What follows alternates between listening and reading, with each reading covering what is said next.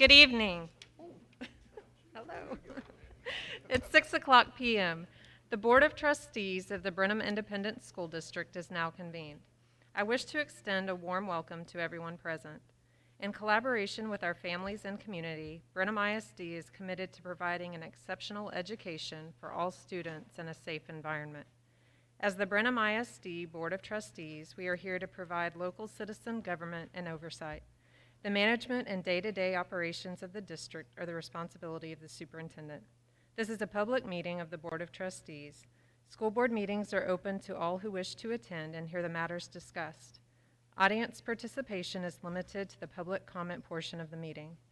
These proceedings may be recorded, and I respectfully ask that you please refrain from talking while others are speaking. Thank you for taking time this evening to join us and for your interest in the Brenham Independent School District. At this time, Susan Jenkins will lead us in the pledge, followed by the invocation given by Kelvin Raven. Please join me in the pledge. I pledge allegiance to the flag of the United States of America and to the republic for which it stands, one nation, under God, indivisible, with liberty and justice for all. Lord, we thank you for another day. We thank the staff of Brenham ISD, what they do on a daily basis. We're very thankful for that. As we conduct business today, Lord, we ask that we do things decent and in order for the best interest of the citizens in the city of Brenham. In your son's name we pray, amen.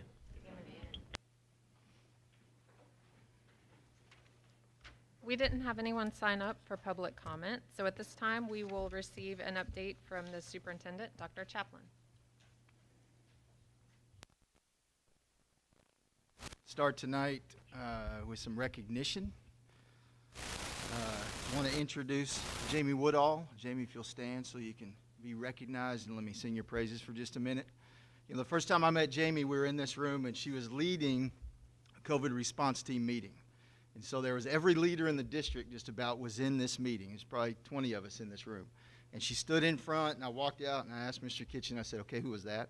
Because she truly personified a leader among leaders. It was extremely impressive. So to say what Jamie does before I get to her accolades that we're here for, as I said, she's the head of the COVID response team. She keeps the team going. She put together, with the help of the team, all the protocols that we utilize for keeping our kids and our staff safe. She coordinates often with Dr. Lush to make sure that we stay abreast of what the latest very fluid trends are in regards to COVID safety.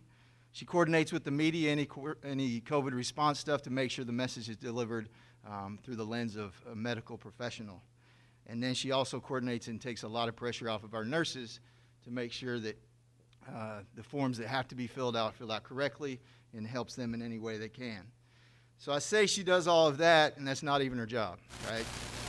We haven't even got to the stuff that she does for us. So first thing I want to point out is Jamie reached out to me and said, hey, I want to make sure that you're aware of this, that the high school and junior high athletic training students were awarded the Safe Sports School Award this last year, if I said that correctly. So, yes, Mr. Ogg, round of applause for that.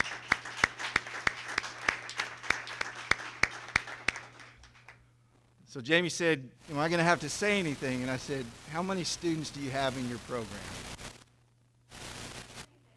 See, she nailed it, right? I said, you're going to have to say a number. So she has 26 students in her program. She's built this program to where it is today. Some of her students are here to support her. And she gives credit to those students, to Coach Allen, for allowing her to do what she does. So I greatly appreciate her for that. And in the short time that I've known Jamie, it doesn't surprise me at all that also this summer she was recognized as the, and I want to make sure I say it right, the National Athletic Trainer Association Secondary School Athletic Trainer of the Year.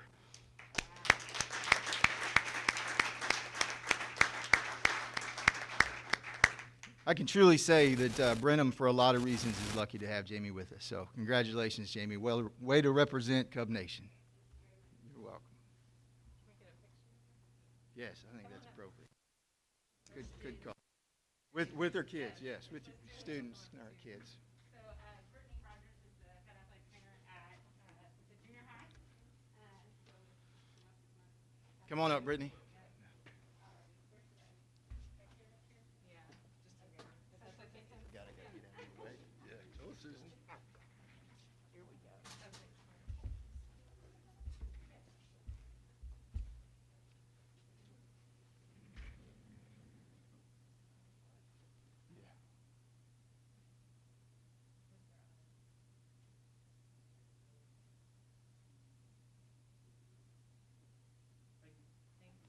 Congratulations.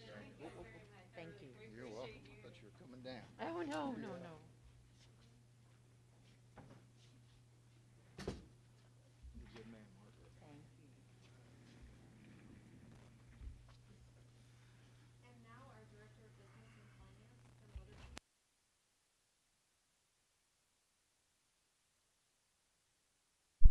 Good evening, Board of Trustees.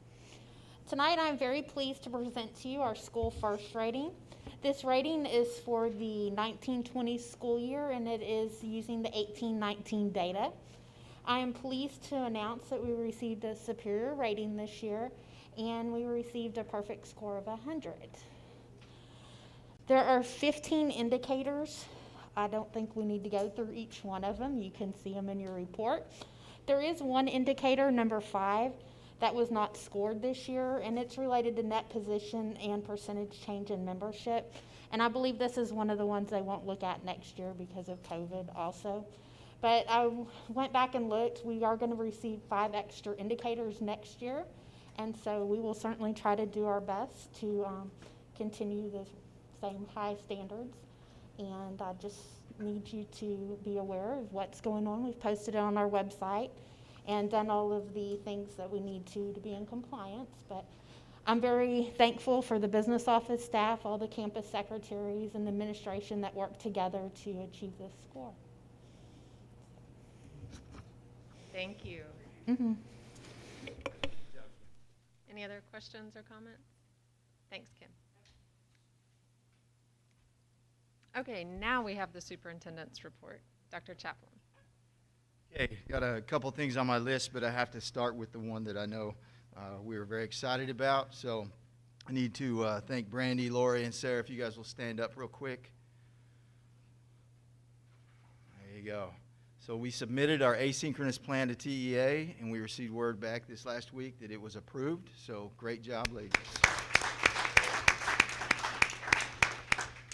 There was a lot of work that went into that. I discovered a whole new conference room in the back of our building. I didn't even know it was there when I said, "Where's everybody at?" Hiding in the back. Okay. Let's go find where that is. So great job, ladies. All right, just a quick update on our enrollment. As of Friday, we're sitting at 4,924. That's still down about 123 from where we were to finish the year last year, and still down about 153 from where we started the year last year. So we're still down. We do have our Head Start back. There it is. I'm looking for my number. We had about 39 Head Start students that came back to us, so that is a positive. We're still sitting roughly at about 88% face-to-face and about 12% virtual. So we'll see if that number continues to hover around that mark, or if we'll have some more come back to us, or circumstances, maybe some go back to virtual. But I'll keep you posted on that. Attendance, Kim Weatherby has done a great job of monitoring attendance for us and keeping me updated on where we are. The first 6 weeks, the second 6 weeks, and I'd also have to point out Steve, who's in the back, Steve Skurla, trying to maneuver with the campus teachers and the campus attendance clerks and clerical to get as solid a number as we can probably find in the time where we're trying to post attendance asynchronously or synchronously after the fact. So I think we're probably pretty close. First 6 weeks, we ended up roughly what we believe to be about 94.6% attendance rate, which is down from where we normally are. So far on the second 6 weeks, we're at about 96.4% attendance rate, that's inching back up to where we traditionally are. Couple the attendance rate difference, though, with the enrollment decrease, and we're still looking at possibly using our hold harmless for our ADA. Our hold harmless, and there's a formula I'm not going to go into that gets us that, is at 4,774 ADA, and we budgeted for 4,660. We're not at either one of those numbers. We're inching closer to the 4660, but we're not there yet. So it looks like we're going to probably have to utilize our hold harmless, which is not a bad thing unless you're Cody, who's done a good job of bringing up our CTE numbers at junior high. Those numbers are quite a bit higher, and we wish we could pull that one component out and utilize the CTE at the junior high with our hold harmless. But TEA, it's an all or nothing. You use this number or you use your numbers. So, but our CTE numbers are up, so I appreciate Cody for that. Any questions on the enrollment or attendance? Okay, kind of a COVID update. I want to make sure that I point out how much I appreciate the work that our principals are doing on their campuses, how hard our teachers and our instructional specialists are working. You know, we've kind of completely flipped the process. We talk all the time about a flipped classroom. I think we completely flipped the way we teach kids in the last 4 weeks. And part of that is asking teachers to teach virtual and no longer teach both virtual and face-to-face. And there's been some tears in that, but they've all welcomed the opportunity to help the kids, knowing the circumstances. So I want to make sure I point out how proud of them I am for that. As part of that process in the elementary level, one of the things that we recognized quickly is that it wouldn't be efficient if we created online first grade at Alton, first grade at Brenham Elementary, and first grade at Krause. So we consolidated our elementaries. They have to be assigned to the campus that their teacher is assigned to, the organizational entity. So in doing that, the virtual learners then went to and were transferred in the system from their home campus, I'll refer to it as, to the campus that their teacher now is teaching them. So we had students who left Brenham Elementary to go to Alton and vice versa all the way around. This is for our virtual learners. If they return back to face-to-face learners, they go right back to their home campus. So for the goal of the district to maintain a balance of the demographics for our campuses, it is maintained for our face-to-face. It's upset just a little bit for our virtual learners. And I've got those numbers I provided for you guys on the positives and negatives of the numbers, the plus or minuses. All right. I think that's all I have. Anybody have any questions on any of that? So the hold harmless, that is for attendance rates as well, It is. It's a couple of our enrollment plus our attendance rate. and the impact of having students quarantine, that didn't test positive but might have been exposed, or that are having one of the symptoms.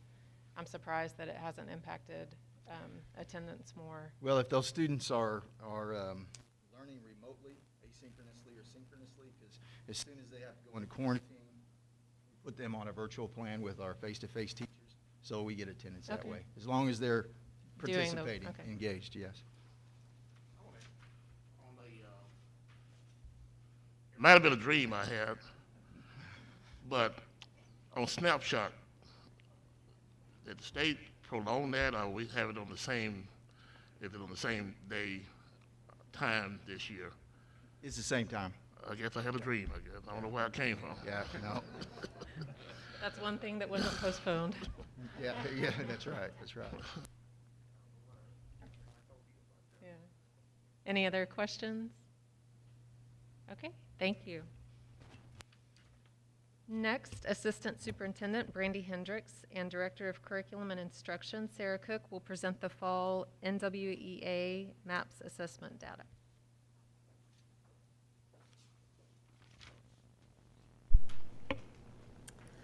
Good evening. I am new to MAP, and I have learned so much already just from looking at the data and everything that we've collected so far. We have done our fall our fall diagnostic test, and we've looked at the data. I went over all of that with Sarah, but she is definitely the expert in this.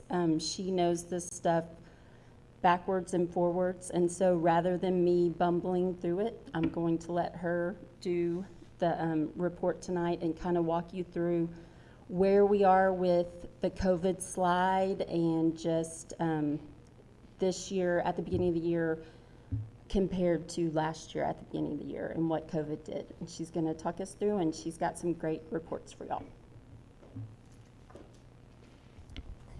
Thank you. Good evening, Madam President, Board, Dr. Chaplin. MAP is very different than your normal paper and pencil test, where students take the same questions and during a time period. The MAP growth test is a computer adapted test. So what that means is each student gets their own unique set of questions. They all start at a beginning point, and as they get questions right, the questions get progressively more difficult. And as students miss questions, they level back down. So by the end, the students have tested or answered about half of the questions correctly, which is very common of adaptive tests, and that gives you an idea of exactly where the students are ready to learn, not necessarily what they know, but where they are ready to start learning. So the MAP growth can also track those individual growth of students over time. So it doesn't just give you a performance, it tracks their growth. And we've been using this test since 2017. So for some of our students, we have several years worth of data that we can pull on reports and see how they have progressively grown over many years. We did this year add in 7th and 8th grade math and reading, Algebra 1, Geometry, English 1, and English 2. So we won't have a whole lot of data for you tonight on those grade levels because they haven't been able to show growth yet.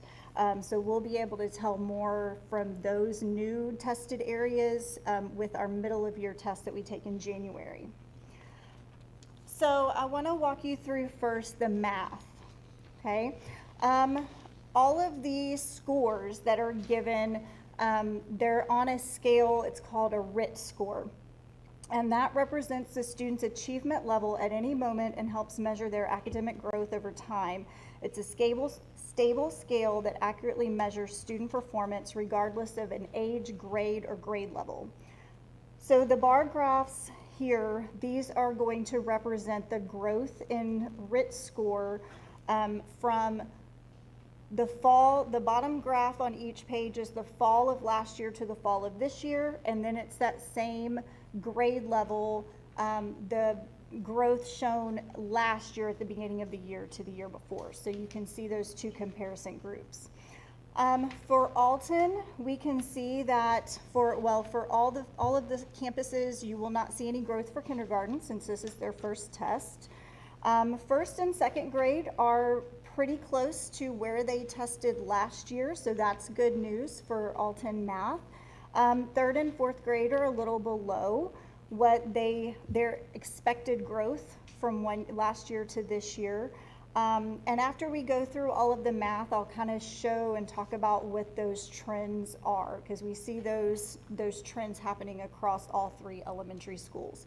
So you can see here at BES, we see that the lower grades did not meet their expected growth, but in this case, third and fourth grade, they are right where they should be. They didn't make as much growth as the year before, but that shows us that even with COVID, they did meet their expected growth goals.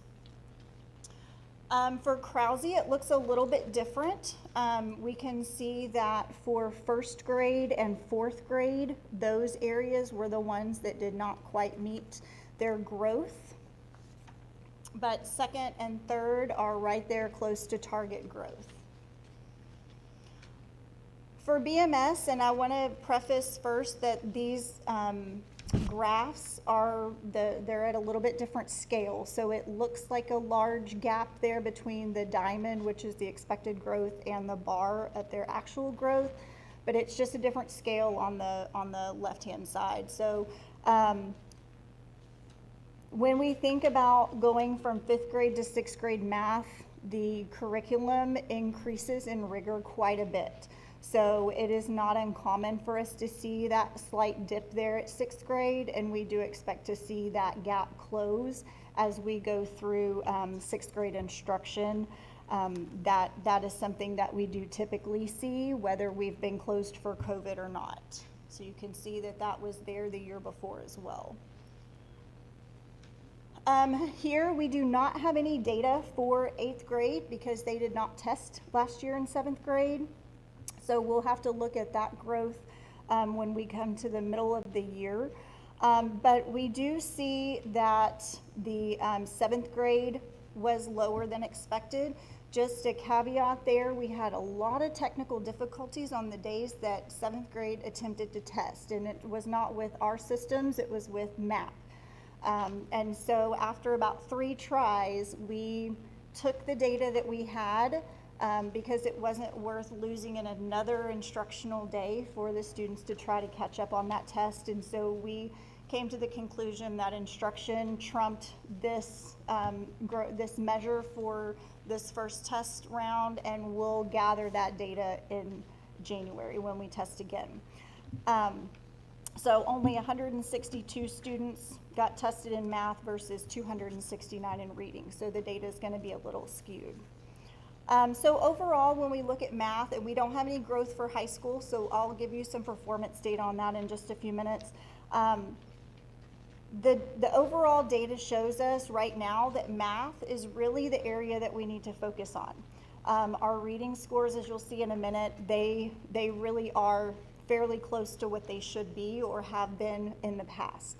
And I think that's because with reading, they're skill-based. They're the same skills they learned from lower elementary all the way up. They just read more complex text. With math, it's so specific on skills that they're learning new ones each year.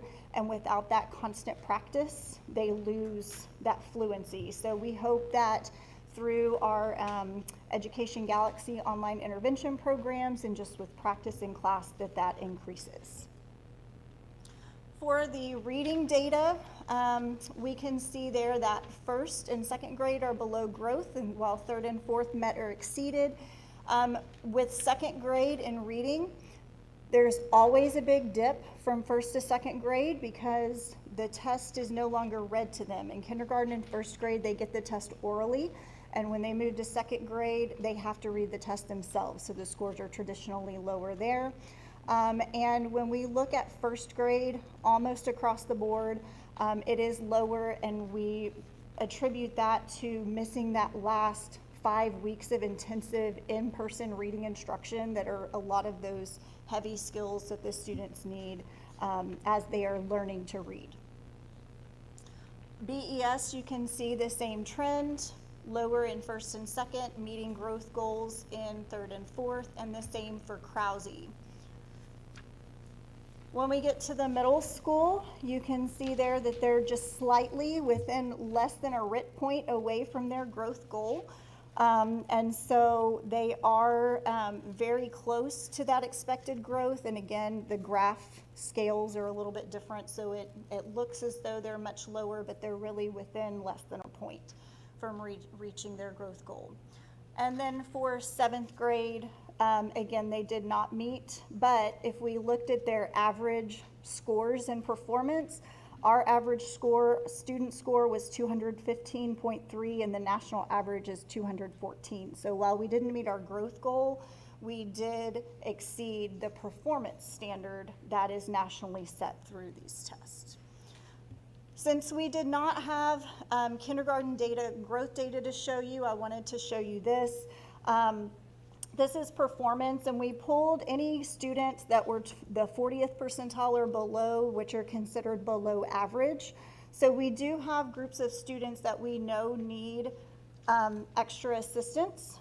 We do every year, and what's great with the kindergarten data is we always look at kindergarten coming in with no background, and we teach them from the beginning up no matter what, because we don't know what kind of schooling they're coming to us with. And compared to last year's data, we have fewer kids below average than we have in the past. So that is good in both math and reading. With 1st grade, the numbers are a bit concerning, but they are, when we look at those, they are fairly close to the performance numbers that we typically see at beginning of year MAP testing in the past as well. So they look a little concerning, but it's typical for what we have normally seen in the past.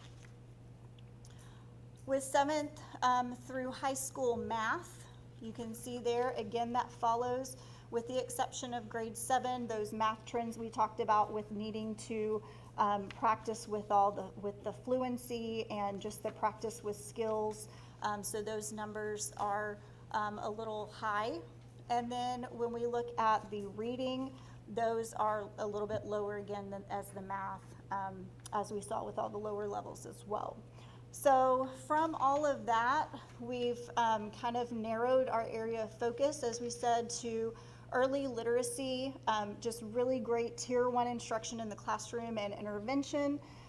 We have provided phonics training for all 3 elementary campuses for all of the reading teachers, and they will still continue to focus on guided reading and small group instruction and individualized intervention through our district intervention program of Education Galaxy. And with math, we'll focus from K to high school. We know that there are areas of improvement, so we will focus as well on small group instruction, increased practice in math fluency. There are programs that different campuses are using to practice their fluency skills, and then also Education Galaxy for individualized intervention. So I'll be happy to take any questions if you have any.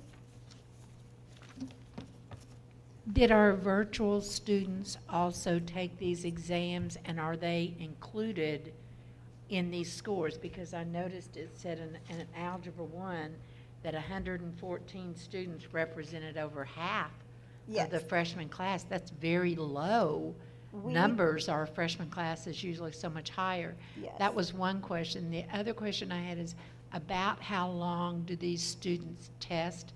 I've given MAP tests before to 6th grade, I think. And it just seems, are teachers given a printout of what skills each individual child is weak in? Yes. Or does it just talk about their growth? No, to answer your first question, we did have some difficult times getting all of our remote students to test. We did not have 100% of our remote students test. What I have. Were they able to do it from home? Yes, they Oh, were. wow. Yes, Okay. they did provide, NWEA works with virtual campuses as well, so they've had at-home testing for several years, so it was not new to them.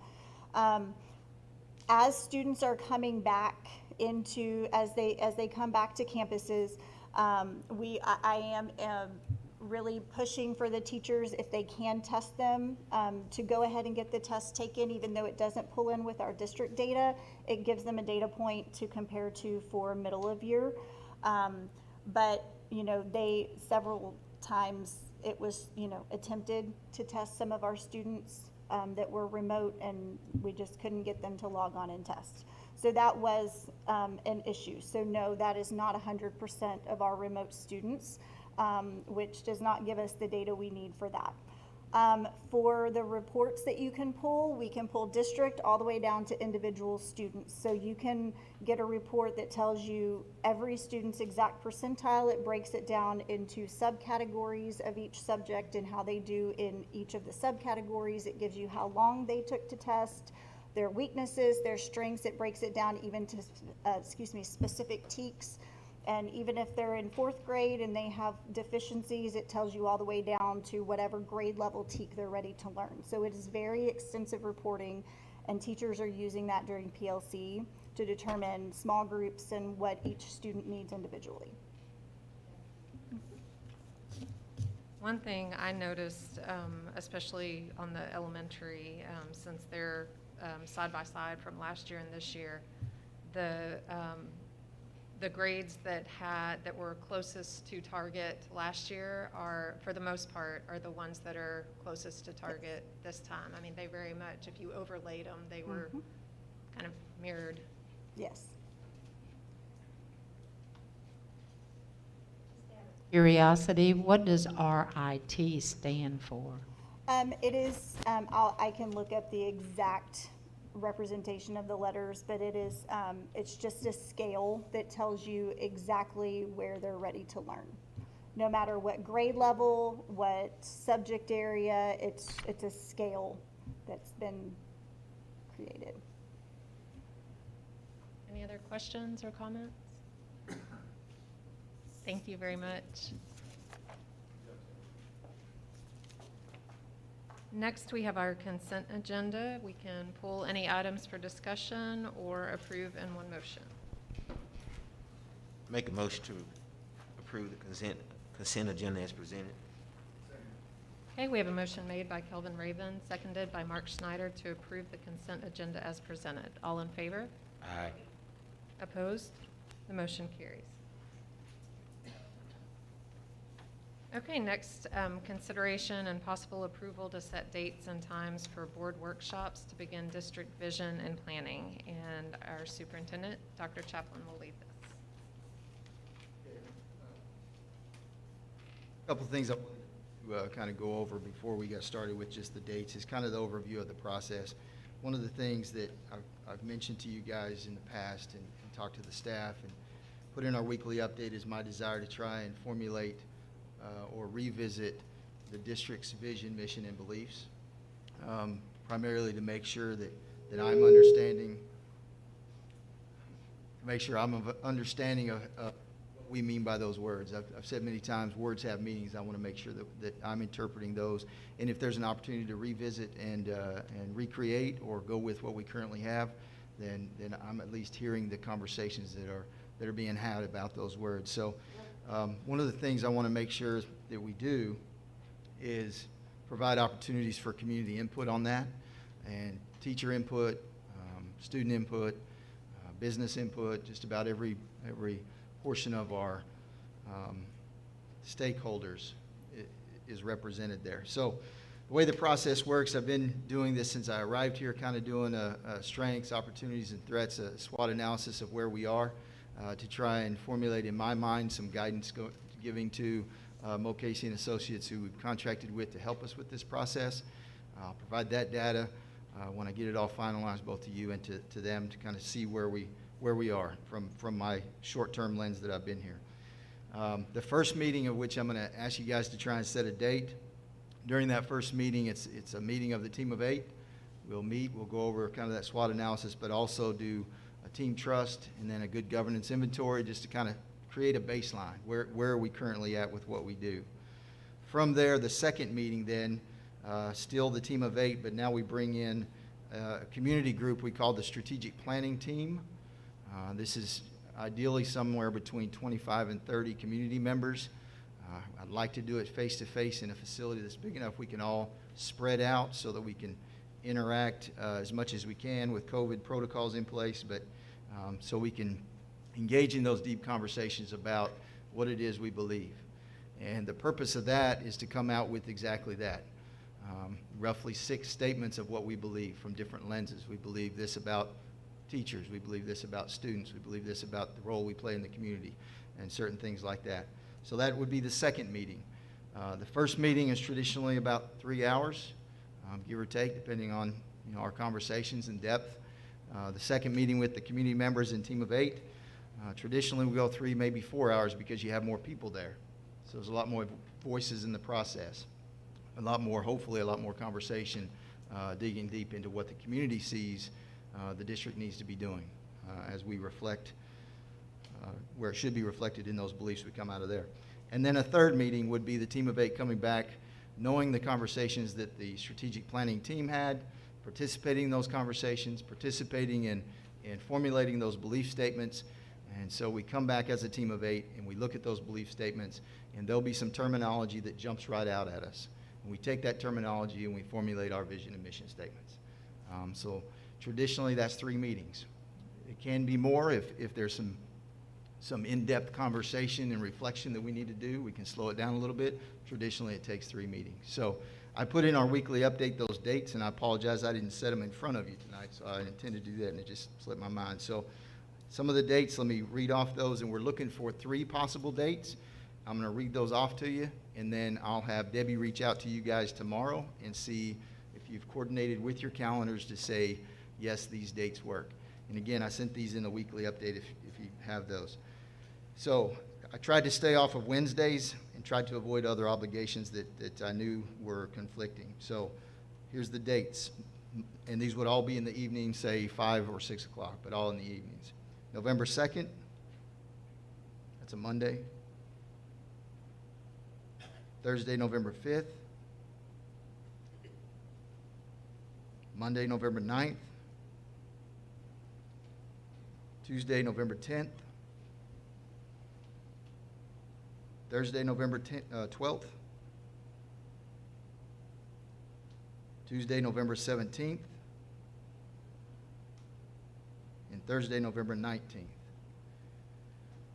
Now, in an ideal situation, and so that's what we're shooting for, in an ideal situation, we would have the original meeting with us, the team of 8, to go over our team trust and good governance and SWOT analysis, and then within the few days, we would follow that up with our meeting with the strategic planning team. So our conversations we had at the first meeting are still fresh in our mind with the second meeting. And then once the second meeting takes place, there can be a little bit of time in between the second and the third meeting, so keep that in mind. The overall objective, as I said, is to formulate or revisit the beliefs of the district, the vision of the district, and the mission of the district, and then we take those things and we formulate what Mo Casey calls a scorecard, which then really turns into the district and the superintendent goals. So the time frame is set such that we finish around Thanksgiving with the 3 meetings I just described. During the month of December, I get with my team, taking those things, and we start formulating some goal ideas. And I bring those to you guys at our meeting in January, and we set those goals into place.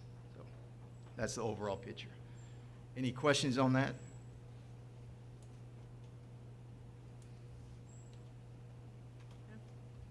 All right, so again, I'll have Debbie reach out to you guys, and I'll send you an email of those dates again here in just a little while. Did you have a question? Didn't have a question. If my memory serves me correct, the last time we did this was the school year of 2013-14, and Mr. Aschenbeck, I know for sure, was on that committee.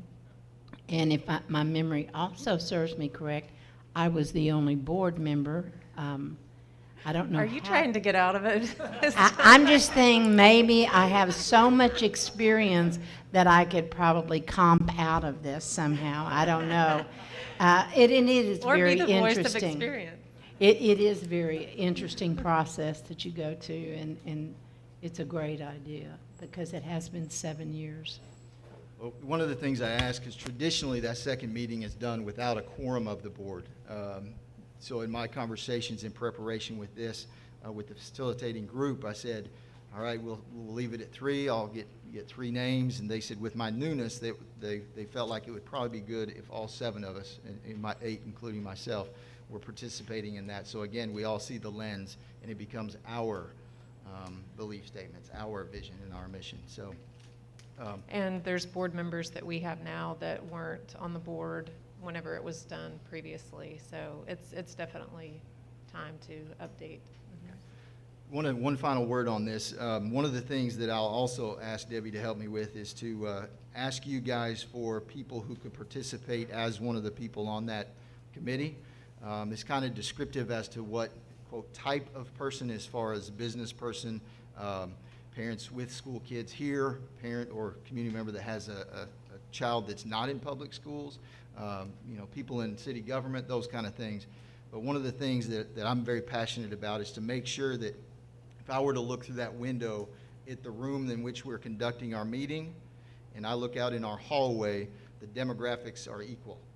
What I see in the room building our belief, vision, mission statements needs to be reflected with what I see in the hallway as far as our demographics go. So I'll reach out for your help on that issue in the next couple of days. And can we get a copy of the committee members that were on there last time so we can try not to have, overlap? Any other questions or comments? Thank you. Okay, next we have our update on the Brenham ISD. Do what? Well, we're not going to set it yet until we get dates to her. Yeah, no action. Yeah, we don't need action. Next, we have an update on the sale of Brenham ISD Unlimited Tax Refunding Bonds, Taxable Series 2020. And our Director of Business and Finance, Kim Weatherby, will present this. On Wednesday, October 7th, the district was able to secure refinancing on the bond debt for the district in the amount of $26,622,261. Steve Perry, the district financial advisor, was able to secure a gross savings of $5,103,407 for the local taxpayers. The savings did not reach the $7 million amount that we forecasted due to investors losing interest in these type of bond sales, the COVID-19 uncertainty, and lack of progress on additional stimulus, and of course the upcoming election. A few larger issues like Northeast ISD and Mansfield went to sale right before ours went to market. The rates on these deals increased up to 0.15 and 0.25, which significantly impacted the savings for these districts, along with Brenham ISD's savings. Administration and Steve Perry with D.A. Davidson and Company are pleased to have locked in the interest rates because the market continues to become less favorable at this time. So it wasn't everything we wanted it to be, but we feel very fortunate that we did go ahead and lock it in. And we did the best we could with the information we had. Our meeting with Moody's went very well. We continued with the same rating that we already have. And we are thankful that we are able to save over $5 million for the taxpayers. Are there any questions? $5 million is still a lot It is still a lot. for all of us who pay taxes. Yes, it is. And so we're very thankful for that. And Thank you move for your forward. work on this. We appreciate it. You're welcome. I appreciate Steve's work. He does an excellent job, and he's been to the last 2 board meetings, and we thought we'd give him a reprieve from driving from Dallas again. Absolutely. So hopefully I was able to answer any questions y'all have. So thank y'all. Thank you. Next, we have our annual bilingual and ESL evaluation for the 2019-2020 school year. Our Director of Special Programs and Advanced Academics, Lori Womble, will present this. Good evening, Madam President and Board of Trustees. I'm here this evening because Chapter 89 requires an annual evaluation to be conducted on the ESL and bilingual programs, and for the evaluation to be presented to the school board annually. The 2 programs within Brenham ISD for our English learners are ESL Pullout and the traditional bilingual early exit model. Students in ESL are served by a certified ESL teacher that teaches English language arts and reading. It's important to note that instruction can be offered inside the ELAR classroom, or it can be provided in a small group outside of the classroom. An extra layer of support that we added during the 2019-20 school year is that our secondary campuses have an ESL interventionist that provides reading and language support in small groups during intervention enrichment time or during their ELA block for our English learners that need additional support. The transitional bilingual early exit program serves students in pre-K through 4th grade with a bilingual certified teacher. In order to become bilingual certified, teachers must pass 3 exams. They must pass the content exam along with a very comprehensive bilingual exam that includes speaking and writing, and an additional bilingual supplemental exam. Bilingual is not offered on the secondary campuses, and transition to English occurs early on in 2nd grade and no later than 3rd grade. A variety of professional development was offered in 2019-20 for compliance training to best instructional practices for certain strategies for our particular English learners within Brenham ISD. With 7 steps to a language-rich interactive classroom, we implemented a cycle of training that was chunked out in bite-sized pieces with a month for the teachers to work on implementation. And then we provided coaching that had individual feedback to teachers on how they were implementing the training within the classroom. We also had tailored training for our early exit bilingual model, which was the bridging Spanish and English together, and they came here within Brenham ISD. Lastly, we had some training for the needs of our high school students, which was called Moving English Learners Forward on the ELA EOC exam. This year, our instructional specialists are currently working at the junior high and high school on a training called Talk Read, Talk Write, which is a practical approach that gives students a way to access content area information while building academic language throughout the process. For the last 3 years, we have expanded our bilingual program at Brenham Elementary, and this year we added a 3rd grade bilingual class there. If I can point your attention to the total numbers, in 2018-19 we had 587 English learners. Last year we had 608. As our bilingual program has grown, our numbers in ESL have remained the same. Brenham ISD bilingual students have increased annually by 3.5%. Our focus will continue to be on the progress and growth, both academically and linguistically. We are committed to developing the English language proficiency in listening, speaking, reading, and writing that results in the annual progress of no less than 1 level of growth that's measured on the TELPAS. The focus of our PLCs in this year will be looking at those best instructional practices like Talk Read, Talk Write for our English learners and our low SES students.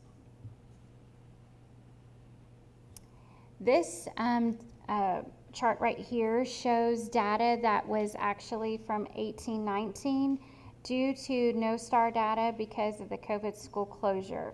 Usually the progress of English learners is measured by the STAR and TELPAS. We were in the middle of the administration window of TELPAS when the schools closed. As a result, we don't have complete data from last year, so we are relying heavily on the data that Ms. Hendricks and Ms. Cook presented on the NWEA MAP scores from the beginning of this year to measure the progress of our English learners.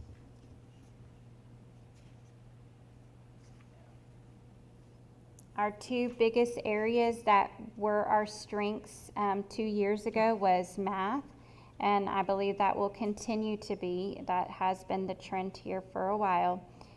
We had an overall increase of 5% and science with a 10% increase in the meets category. Where our English learners in Brenham ISD still have room to grow is in literacy with reading and writing. So in addition, we're focusing our efforts on students showing a year's growth on TELPAS and as well as on the STAR and the MAP test. According to the state of Texas, the earliest a student can exit a bilingual or ESL program is the end of 1st grade. If you take a look at the lower grades, our students who have been here since pre-K really need to be exiting at a higher rate in the lower grades. The higher you go up in grade level, the level of difficulty to exit increases due to the STAR exam. We will be focusing on the students exiting in 1st through 3rd grade with special attention to our bilingual students. In years past, students eligible to exit must have passed the STAR and had advanced high on TELPAS. Due to the COVID school closures, the state provided an alternative with the oral language proficiency test called LOS, which actually resulted in less students exiting this past school year. Lastly, Brenham ISD is actively growing our own. We have recruited student teachers as well as Brenham ISD graduates, as well as paraprofessionals to help pursue their bilingual certifications. And we have also participated in numerous recruitment fairs around Texas. Overall, I would say Brenham ISD is definitely moving and growing in the right direction. I'll be glad to take any questions at this time.